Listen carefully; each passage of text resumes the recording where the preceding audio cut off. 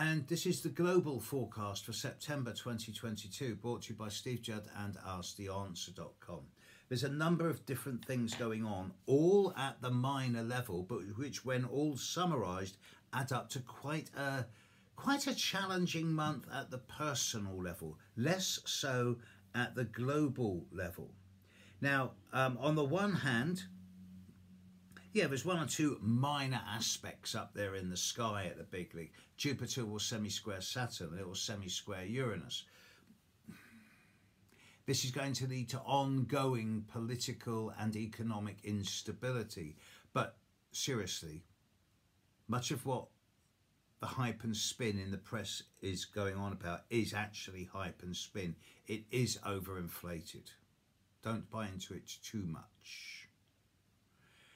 At the personal level, there's a lot of stuff going on. The new moon at the end of the month, at the start of Libra, well, that's normally a cause for celebration and optimism, but we got a Mercury retrograde at the start of Libra. So it's not that auspicious a new moon. The full moon on the 10th of September at 17 Pisces, that's okay for most people. I don't see it as a major challenge. It's working very well with Uranus. So I suggest that for many people, the period around the 10th of September is going to bring one or two interesting new opportunities, not for development or action, but for assessment and consideration. Mars is in Gemini all month. This is the first complete month that Mars will be in Gemini, and it's going to stay in Gemini till the early new year, February, March time. Now, because Mars is moving forward, and it's beginning to slow down in readiness to go retrograde. But for many of the people who's affecting, especially those people in Gemini, Virgo, Pisces, Sagittarius, and check the individual sun sign forecast for the dates of these people, this is a month of dream, vision and idea, as will next month be. It is not a time for actions or developments. The dreams, visions and ideas will mutate into blueprint, schedule and plan over November and December and early January. The actions will come in January, February, March. This is a long-term process, no rush, and in the world, with this Mars in Gemini, it's not really challenging the outer planets yet. But it does suggest there's going to be a lot of talk and a lot of hot air and not a lot of substance. Venus will be in Virgo all month. Well, from the 5th of September onwards. Venus doesn't really like being in Virgo. It's okay there. It will move into Libra at the very end of the month, but not a big deal. We have a Mercury retrograde. Mercury will go retrograde around the 10th of September on the full moon.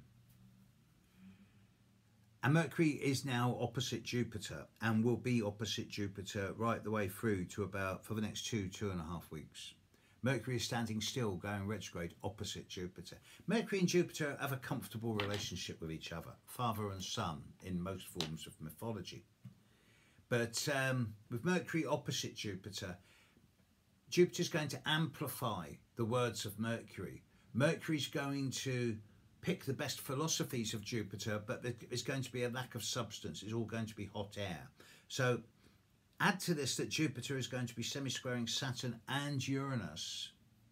There's going to be lots and lots of rhetoric, words, hot air, no substance.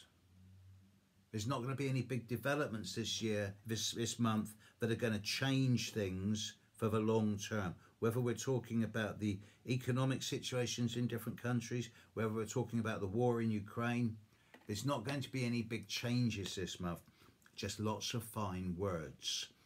And I'm particularly focused on the new moon in Pisces, the full moon in Pisces on the 10th. Even though it's good for individuals, for the world, it very much depends. You can be sure that on the news and in the papers there'll be lots of fine words about how this government's going to do that and this new Prime Minister's going to do this and how there's going to be peace accords signed and how there's wonderful new environmental things. Don't buy into it. it's hype and spin. Having said that, the large scale, the long term is also relatively hype and spin. Things are not going to be quite as bad as they're being painted to be. Still going to be pretty bad, mind, but not quite as bad as it's painted to be. There will be solutions come October and November. But this is a month where people are going to be getting pulled all over the place. Opinions are going to really differ.